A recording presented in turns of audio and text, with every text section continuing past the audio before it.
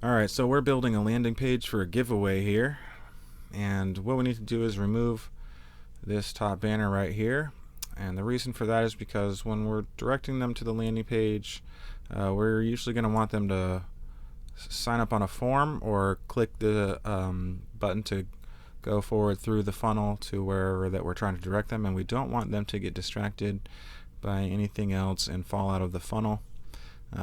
So we're going to remove that stuff so they don't have those options to click.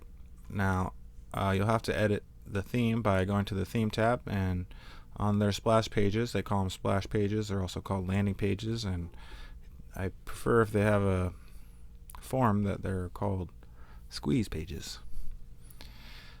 So anyways, we're gonna have to edit the HTML to remove that bar up here.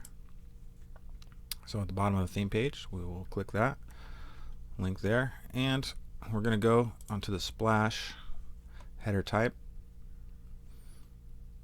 and we're going to find the code that contains this information right here, and that happens to be right here. We're going to leave the header and the container, and then we're going to remove the icons, the logo, the navigation, search, and the cart, and we're going to keep those last two closing div tags right there.